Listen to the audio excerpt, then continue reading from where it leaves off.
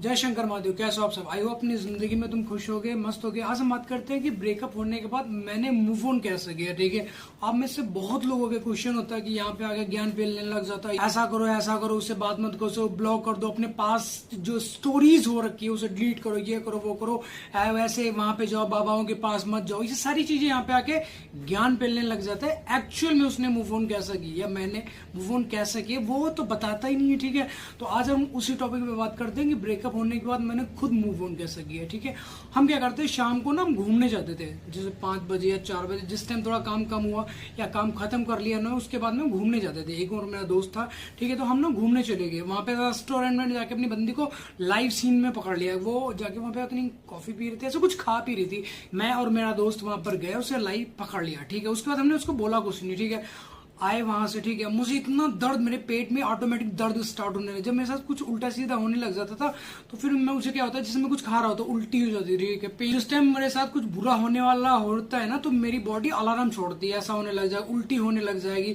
Suddenly पेट में दर्द होना स्टार्ट हो जाएगा। ठीक है, मेरे रोंगटे खड़े हो जाएंगे, ये सारी चीजें होने लग जाती है मेरे साथ में। ठीक है, उसके आधे घंटे पहले जस्ट मेरे पेट में दर्द होके हटा था और मैंने जाके मेडिकल पर गया। मेडिकल पर से मैंने दवाई ली, दवाई लेने खाई और थोड़ा सा रेस्ट किया। उसके बाद में मेरा फ्रेंड था, कहता है यार चल शिवा के पे घूमने चलते, तो हम दोनों घूमने के लिए निकलते हैं। वहां पर जाके ये सीन हो जाता है। फिर हम वहां से आते हैं, अपने दोस्त को उधर छोड़ते हैं। हालांकि मैंने अपने दोस्त को नहीं बता रखा था कि ये मेरी गर्लफ्रेंड है।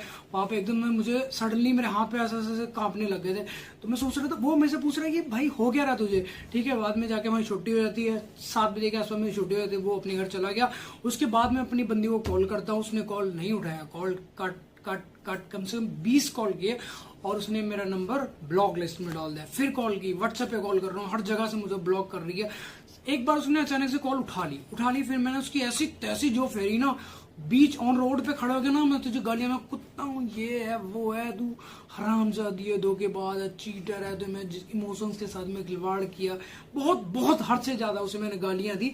यहाँ तक अगर वो सामने पड़ जाती 2-4 चांटे भी पड़ जाते हैं, क्योंकि ऐसा सीन हो, लोग मेरी तरफ देख, मैं रोड पे खड़ा होकर तड़प रहा हूँ, चीख रहा हूँ, ऐसा जोर जोर से आवाज निकाल के, तूने ऐसा क्यों किया, ऐसा क्यों किया, ये वो। उसके भाई कान में जूं तक नहीं सिर की, भाई तड़प रहा था मैं। कैसे मैं बताऊं, सोच भी नहीं सकते इतनी ज्यादा मुझे तड़पन होता। बहुत तगड़ा वाला सीन हुआ मेरे साथ में, रोए, चिल्लाए, तड़पे। यहाँ तक मैंने जब ऐसे बात नहीं बनी, फिर उसको मैंने एक बार फोन किया, उसने उठाया, उसका मूड चेंज हो गया, फिर मेरे से बात करने लगी। फिर मैंने बोला उसको कि यार एक बार प्लीज मिलने आ, मुझे टाइम दे, मतलब 1 घंटे का टाइम दे, मिलने आ मुझे। ठीक है, हम एक पार्क में जाके मिलते हैं। वहां से मुझे बोला कि मुझे मेरे लिए खाने की कोई ना कोई चीज लेगा। फिर मैं जाके चिप्स वगैरह लेके आया, कोल्ड ड्रिंक वगैरह लेके उसको मैंने दिया खाने का। ठीक है ना, फिर उसके सामने रोने लगा, मतलब ऐसे वो उसके ऊपर बैठी थी, वो जो सीट्स नहीं होते जो पार्क वगैरह में होते हैं ना, बेंच वगैरह, वहां पे बैठी थी और मैं उसके साथ में ही बैठा था। मैं थोड़ा डिस्टेंस में बैठा था क्योंकि मुझे उसके साथ में जाना था नहीं। मैंने अपनी दिमाग को सारे सिग्नल बता चुका था कि बस मुझे इससे कट ऑफ करना, यहाँ से मूव करना ही करना। फिर अचानक से मैं उसके सामने रोने लगा कि यार ऐसा क्यों किया तूने। ठीक है, वो कहती मैंने किया, वो मेरा दोस्त है और तुझे अगर रहना है मेरे साथ में तो चाहे तो एज ए फ्रेंड रह सकते हैं, बट मैं रिलेशन तेरे साथ नहीं रखना चाहती। उसने मुझे ऐसा बोला। ठीक है, फिर कुछ नॉर्मल सी बातें होती रही। ठीक है, फिर एकदम से मैं रो तो रहा ही था। ठीक है, ऐसे बातों बातों में मैंने उसे बोला कि यार मुझे छोड़ मत, मैं बर्बाद हो जाऊंगा, मैं कहीं का नहीं रहूंगा तेरे लिए। मैंने सब कुछ छोड़ दिया, अपने दोस्त छोड़ दे, यार छोड़ दे, जो कुछ भी था मेरे पास सबको मैंने उसके लिए छोड़ दिया था। उसने बोला इससे बात मत कर, उससे बात मत कर, मैंने सभी को छोड़ दिया, मैंने किसी से बात करनी बंद कर दी। मेरी जिंदगी में सिर्फ वही थी और पार्क में उसके साथ में बेंच पे बैठ के मैं रो तो पहले ही रहा था। ठीक है, उसके बाद में मैं नीचे बैठ गया, उसके आगे ऐसे हाथ जोड़े कि मैं तेरे आगे हाथ जोड़ता और रिक्वेस्ट करता हूँ कि मुझे छोड़ मत, मैं बर्बाद हो चुका हूँ। ठीक है, अब कहीं का नहीं रहूंगा। तो उसका ये जवाब था कि तूने रहना तो रहे, अब मैं तेरे साथ रिलेशन में कभी नहीं रहूंगी। ठीक है, तूने हाँ रहना है तो एज ए फ्रेंड रह सकता है, कभी कभी तेरा दिल करता है तो बात करता रहे। ठीक है, मैं तेरे से बात कर लूंगी, अदरवाइज मैं तेरे साथ रिलेशन में कभी नहीं रहूंगी। और यहाँ तक अगर मुझे कोई 1 CR भी देगा ना, तब भी मैं तेरे साथ रिलेशन नहीं रखना चाहती हूँ। ठीक है ना, उस टाइम में एकदम मैं टूट गया भाई। 2 दिन 3 दिन बीते, रो रहे, रात को उठ के बैठ रहे, 2 बजे उठ रहे, 3 बजे उठ रहे, चीख रहे, चिल्ला रहे। ठीक है, आंसू निकल रहे हैं आंखों से, कोई समझाने वाला नहीं है। कभी 4 बजे सो रही है आधे घंटे के लिए, 5 बजे फिर आंख खुल रही है। ठीक है ना, बहुत बहुत उल्टी सीधी चीजें हुई। ठीक है, कम से 1 या 1.5 महीना डिप्रेशन में पूरा रहा भाई, पूरा कल्पा, चीखा, चिल्लाया। ठीक है, हेयर फॉल इतना ज्यादा बढ़ चुका था, पूरा यहाँ से सब गंजा वंजा हो गया, कुछ नहीं बचा मेरी जिंदगी में। शरीर ऐसा ढांचे की तरह शरीर हो गया मेरा, जैसे मतलब मांस वास किसी ने निकाल लिया, उसमें खून की कतरे निचोड़ ली हो किसी ने, ऐसा शरीर हो गया ना।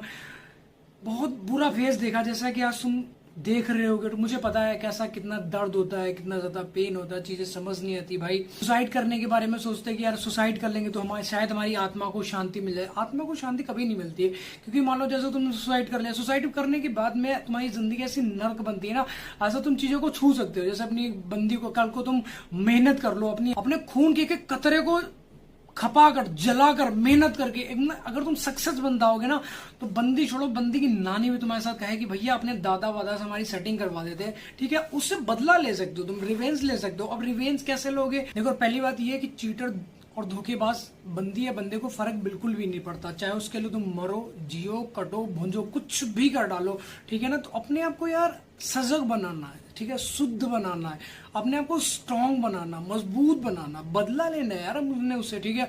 अब मान लो किसी बंदी या बंदे ने हमारे साथ चीट किया, हमारे इमोशंस के साथ में उसने खिलवाड़ किया, तो ऐसे थोड़ी छोड़ देंगे भाई, क्योंकि हम रोए, तड़पे, चीखे, चिल्लाए, तो भाई बदला लेना तो बनता ही है, ठीक है ना। अब मान लो तुम्हारे किसी ने चांटा मार दिया, चांटे का तुम कब तक सहते रहोगे? रोज तुम्हारे चांटा पड़ रहा है, 1 पड़ रहा है, 2 पड़ रहा है, 3 पड़ रहा है, डेली एवरीडे तुम्हारे चांटा पड़ रहा है, तुम कब तक बर्दाश्त करोगे यार? चौथे 5वें दिन बंदे बंदे बुला के उसकी गांड तोड़वा डालोगे, ठीक है। ऐसे तुम्हारी बंदी तुम्हारे डेली चूतिया काट रही है, तुम्हें तड़पा रही है, चीख रहे हो तुम, चिल्ला रहे हो, ठीक है ना। उसके लिए क्या हल है? हल ये कि है अपने आप को निकालो वहां से, मूव करो। मूव करने का मतलब ऐसा है, तुम्हें दर्द होगा, पेन होगा, झेलना पड़ेगा तुम्हें, ठीक है। अगर तुम्हारा ब्रेकअप हुआ है, ठीक है, पहली बात तो तुम जिम ज्वाइन कर लो, सबसे पहली बात ये है, ठीक है। और दूसरी बात है, अगर तुम्हें चीजें समझ नहीं आ रही तो मैं किस लिए बैठा हूँ? इसलिए तो बैठा हूँ, मेरे पास एक्सपीरियंस है 8 से 10 साल का, मेरे पास बहुत बढ़िया वाला एक्सपीरियंस है, ठीक है।